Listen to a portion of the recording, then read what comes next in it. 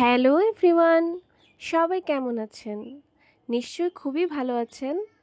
আজকে আপনাদের সাথে একটা স্পেশাল বিরিয়ানির রেসিপি শেয়ার করব। বিরিয়ানি খেতে কারই না ভালো লাগে, আর সেটা যদি হয় স্পেশাল কোনো রেসিপির, তাহলে তো কথাই নেই। একটা মন খারাপের দিনে একটা স্পেশাল রেসিপির বিরিয়ানি খেলে সেটা মন ভালো হওয়ার জন্যই যথেষ্ট। তো চলুন দেখে নেওয়া যাক আজকের রেসিপিটা।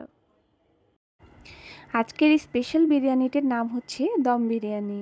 যেহেতু এটা দমে রেখে রান্না করা হয়, তাই এইরকম নামকরণ করা হয়েছে। তো প্রথমে আমি কিছু পরিমাণ বাসমতি চাল নিয়ে নিচ্ছি।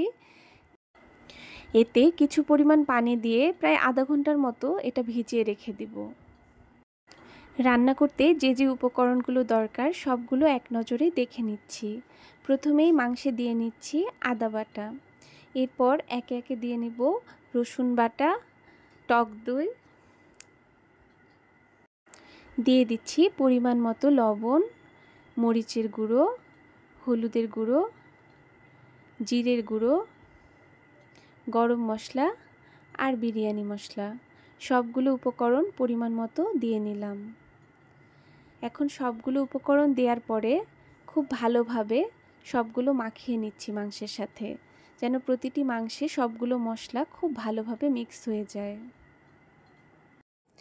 এখন একটি ফ্রাইং প্যানে অল্প পরিমাণ তেল দিয়ে এতে আমি ভেজে নিব বিরিয়ানিতে যে আলু ইউজ করব সেগুলো। আলুগুলো ঠিক ডুমো ডুমো করে কেটে নিয়েছি এবং এতে আমি আগে থেকেই জাফরান রং মিশিয়ে নিয়েছি, যাতে দেখতে অনেক সুন্দর লাগে। আর হালকা আঁচে ভেজে নিচ্ছি যাতে খেতেও খুব টেস্টি লাগে। আলুগুলো খুব অল্প আঁচে ঠিক এভাবেই ভেজে নিচ্ছি। এখন প্রেসার কুকারে অল্প পরিমাণ তেল দিয়ে এতে বেরেস্তা ভেজে নিব। বেরেস্তা ভাজা হয়ে গেলে এখান থেকে অল্প পরিমাণ বেরেস্তা তুলে রেখে দিচ্ছি পরবর্তীতে বিরিয়ানিতে রান্নার সময় ব্যবহার করার জন্য। বাকি যেটুকু ভাজা পেঁয়াজ ছিল তার মাঝে ম্যারিনেট করে রাখা মাংসটা দিয়ে দিচ্ছি। এখন কিছুক্ষণ মাংসটা কষিয়ে নিব, এরপরে ভালো মতো সিদ্ধ করার জন্য কয়েকটা সিটি দিয়ে নিব। মাংস কষানো হয়ে গেলে এতে অল্প পরিমাণ পানি দিয়ে নিচ্ছি সিদ্ধ করার জন্য। খেয়াল রাখতে হবে দম বিরিয়ানিতে যে মাংস ব্যবহার করব তাতে বেশি পরিমাণ ঝোল থাকা যাবে না, এজন্য পানির পরিমাণটা একটু মেপেই দিতে হবে যাতে ঝোলটা অনেকটা গাঢ় হয়। আর সবশেষে দিয়ে নিচ্ছি ভেজে রাখা আলুগুলো। মাংসের সাথে এটা সিদ্ধ করলে মাংসের ঝোলের সাথে যে ফ্লেভারটা থাকে সেটাও এর মাঝে চলে আসে, খাওয়ার সময় খুব ভালো লাগে। ওদিকে মাংস রান্না করতে দিয়ে এদিকে একটা পাতিলে পরিমাণ মতো পানি নিয়ে এতে দিয়ে নিচ্ছি তেজপাতা, গরম মশলা আর শাহি জিরা। এতে আমি বাসমতি চালটা খুব ভালোভাবে সিদ্ধ করে নেব। পানি ফুটন্ত হয়ে আসলে ভিজে রাখা যে চালগুলো ছিল সবগুলোই পানিতে আস্তে আস্তে দিয়ে নিচ্ছি। চালের সাথে মশলার পানি খুব ভালোভাবে মিশিয়ে নিয়ে সিদ্ধ করার জন্য ঢেকে দিচ্ছি। খেয়াল রাখতে হবে এই চালটা সম্পূর্ণ সিদ্ধ করা যাবে না, 80% মতো সিদ্ধ হয়ে গেলেই নামিয়ে নিতে হবে। এদিকে মাংস রান্নাও একদম কমপ্লিট, সুন্দর সিদ্ধ হয়েছে আর ঝোলটাও খুব সুন্দর গাঢ় হয়েছে। বিরিয়ানি রান্নার জন্য একদম পারফেক্ট।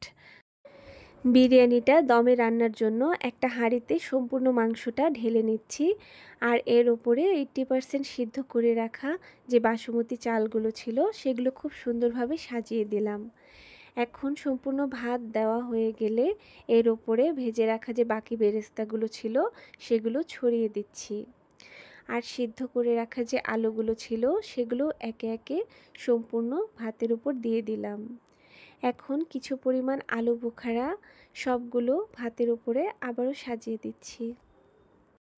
এখন 250 ml মতো জাফরান মেশানো দুধ সম্পূর্ণ বিরিয়ানির উপরে সুন্দরভাবে ছড়িয়ে দিচ্ছি। এতে দেখতেও যেমন সুন্দর হয়, খেতেও আরও সুস্বাদু হয়। আর সবশেষে 2 চামচের পরিমাণ মতো ঘি সম্পূর্ণ বিরিয়ানির উপরে ছড়িয়ে দিলাম।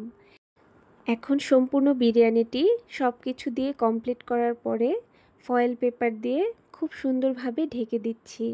আপনারা চাইলে ময়দাও দিতে পারেন, তবে আমার কাছে মনে হয় ফয়েল পেপার ইউজ করাটা সময়েরও সাশ্রয়, সাথে আধুনিকও।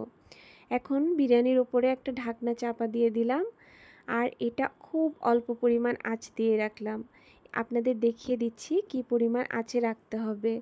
খুব বেশি আঁচ দিলে নিচে মাংসটা পুড়ে যাওয়ার সম্ভাবনা থাকে, তাই এই পার্টটা একটু কেয়ারফুলি হ্যান্ডেল করতে হয়। সো 15 থেকে 20 মিনিট রান্নার পরেই কমপ্লিট হয়ে গেল বাসাতেই তৈরি দম বিরিয়ানি। এটা ওপেন করার পরেই এটার যে সুঘ্রাণ সারা ঘরে ছড়িয়ে পড়ছিল তা দেখার মতো। এখন বিরিয়ানিটাও আপনাদের দেখিয়ে দিচ্ছি যে কতটা পারফেক্ট হয়েছে। চাইলে আপনারা প্রেসার কুকারেও সম্পূর্ণ প্রসেসটি করতে পারেন। কেমন লাগলো অবশ্যই জানাবেন, আর বাসায় অবশ্যই ট্রাই করে দেখবেন। খুব বেশি কঠিনও না, তারপরও একটু মনোযোগ দিয়ে করলে বাসাতেই আপনারা দম বিরিয়ানির টেস্টটা পেয়ে যাবেন। তাহলে বাইরেই বা যাবেন কেন খেতে। সবাই ভালো থাকবেন, আমার জন্য দোয়া করবেন। আল্লাহ হাফিজ।